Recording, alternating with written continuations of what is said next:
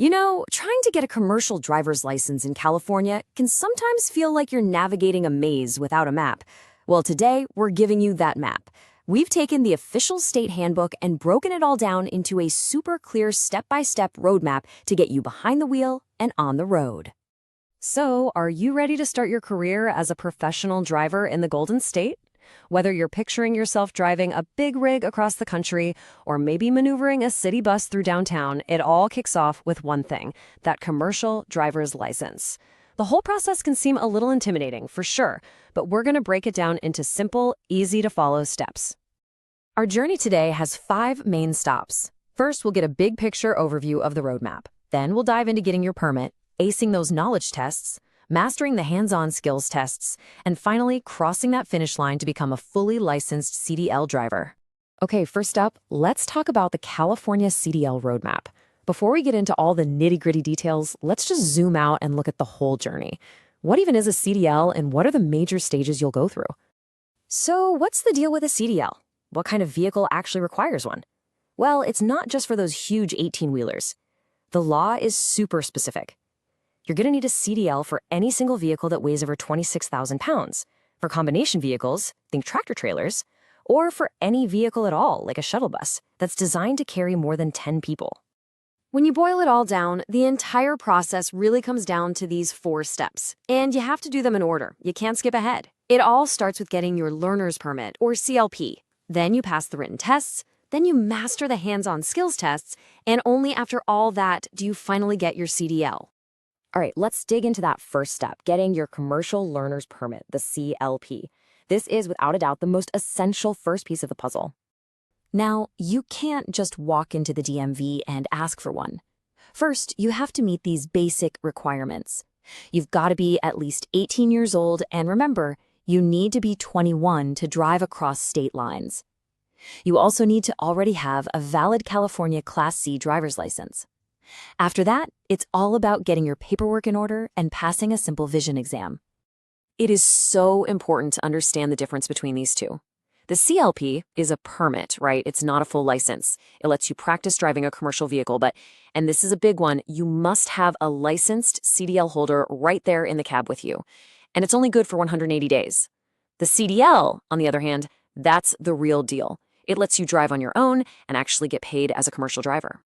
Okay, this part is all about being prepared. You do not want to show up to the DMV empty-handed. You'll need your completed application form, proof of your identity and that you live in California, your social security info, and one really crucial document, the medical examiner's certificate. That's what proves you're medically fit to drive a big vehicle. And yep, of course, there are fees involved. This table gives you a ballpark idea from back in 2020. An original Class A or B application was about $82. And if you need a retest, that's a separate fee. But please, remember, these fees can and do change. Your best bet is to always check the official California DMV website for the absolute latest costs. So, you've got your permit. What's next? Well, now it's time to hit the books. You have to pass the written knowledge tests to prove you know the rules of the road before they'll even let you take the driving test. And heads up, this isn't just one test. Every single person has to pass the general knowledge test. From there, you'll take extra tests based on what you want to drive. For example, if your truck has air brakes, you'll take the air brakes test. Going for a tractor trailer, you'll need to pass the combination vehicles test. Makes sense, right? Here is a number you really need to remember: 3. For one application fee, you get exactly 3 shots to pass all your required knowledge tests. This is why studying that handbook is so important. You want to make every attempt count. And listen, the DMV is absolutely serious about this. The handbook puts it in black and white. The use of testing aids is strictly prohibited. That means no phone, no cheat sheets, not even the handbook itself. If you get caught, it's an automatic fail, and you could put your entire driving future at risk. Don't do it. All right, you studied hard, you passed the written exams, now for the main event. This is the practical, behind-the-wheel skills test where you get to prove you've got what it takes to safely handle a massive commercial vehicle. Now, the skills test isn't just one big driving test. Think of it more like a 3-part gauntlet. You start with the vehicle inspection, then you move to basic control skills, and you finish up with the on-road test. And you have to pass each one in that exact order to move on to the next. The very first part is all about safety before the engine even turns on. You're going to do a full, detailed inspection of your vehicle. But you can't just point at stuff. You have to walk the examiner through it, explaining exactly what you're checking and why it's critical for safety. If you can't pass this part, the test stops right then and there. So you pass the inspection, great! Next, you'll head to a closed course to show you have fundamental control of that big machine. This is where they'll test you on specific maneuvers like backing up in a perfectly straight line or doing an offset back, all inside an area marked off by cones. It's all about precision. And the final piece of the puzzle is the road test. This is where you put it all together out in the real world.